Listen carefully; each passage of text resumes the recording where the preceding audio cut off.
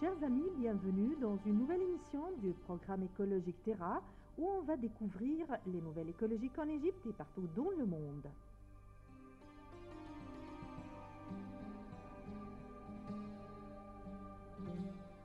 Vous allez suivre un rapport sur la production de soie en Thaïlande.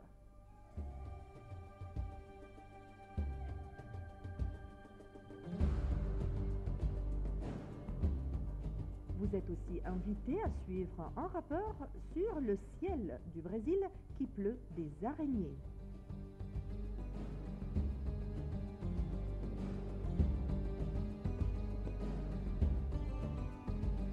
Le moment fort de cette émission est consacré à une tournée dans le Centre d'exploration des sciences et des technologies dont le siège est dans la ville du 6 octobre. Cette tournée a pour but de passer en revue le contenu de ce centre et reconnaître les multiples activités qu'il présente.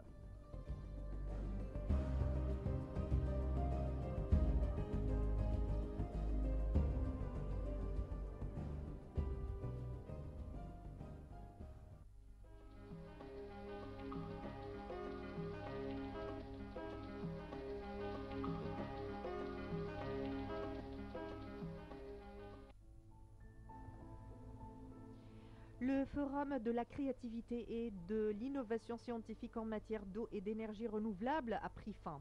Ce forum, qui a duré une semaine, a été organisé par le ministère de la Jeunesse.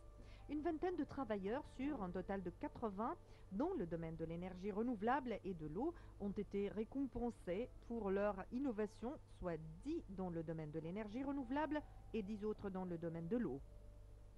Les jeunes participants au forum ont souligné l'importance de développer les compétences des jeunes dans le domaine de la recherche en organisant des concours scientifiques pour les encourager à trouver des idées nouvelles et les pratiquer. L'astéroïde Apophis s'approchera de la planète bleue à une distance de 14,4 millions de kilomètres. Le 15 février, un second astéroïde passera, lui beaucoup plus près, 34 000 et demi kilomètres, et on pourra même le voir à l'œil nu. Les radars de la NASA sont braqués ce mercredi sur Apophis, un astéroïde de 270 mètres de diamètre qui doit passer à environ 14,5 millions de kilomètres. L'objet a été repéré pour la première fois en 2004.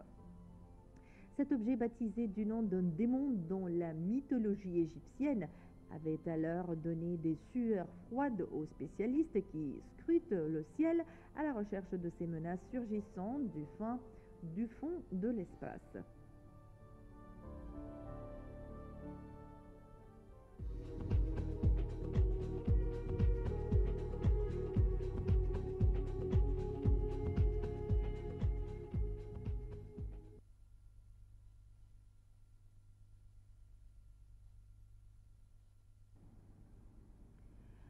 Découvrez ce qui fait de la soie thaïlandaise la meilleure soie du monde dans un reportage.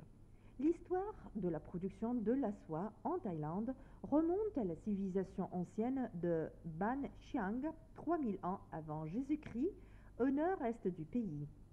En 1902, le roi Rama V décida d'améliorer la qualité de la soie et invita une équipe d'experts japonais pour enseigner la joie, la reproduction et l'élevage des vers à soie, ainsi que les techniques de tissage. Néanmoins, la soie thaïlandaise a été reconnue le jour où l'Américain James Thompson l'utilisa pour faire des costumes destinés à la pièce de théâtre Le Roi et moi en 1951. La soie thaïlandaise devint alors célèbre dans le monde à travers cette fabuleuse production de Broadway. Les femmes thaïlandaises ont été la transmission de leur propre tradition de tissage de la soie depuis des siècles.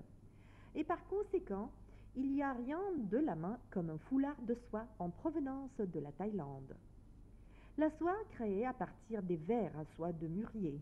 L'arbre a un éclat naturel et scintillant qui ne peut être trouvé dans une autre fibre naturelle. Notre foulard de soie thaïlandaise est brut et est de 100% en soie tissée à la main et qui est très souple et léger.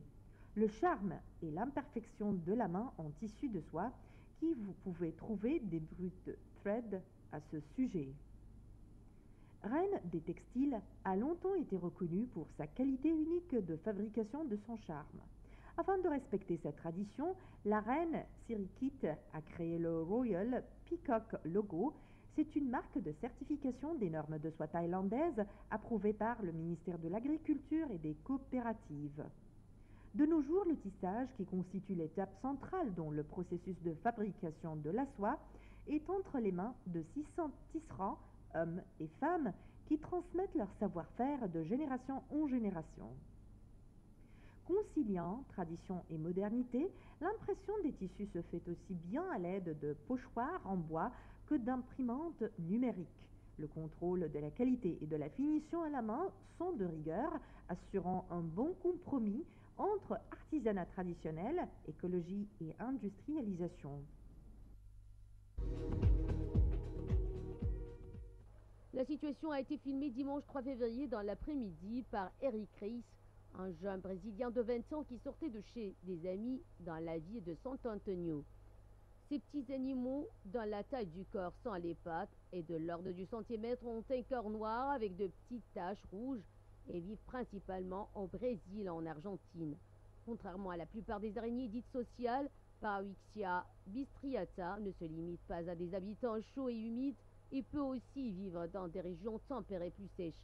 Ces araignées passent généralement la journée à l'abri dans un arbre et se rassemblent parfois au crépuscule pour aller tisser de grands réseaux de toiles collectifs. Les spécialistes expliquent qu'ils multiplient comme cela les chances d'attraper des proies. La morsure de Parawixia bistriata n'est pas mortelle pour l'homme, mais son venin contient des neurotoxines qui pourraient servir à la conception de nouveaux médicaments.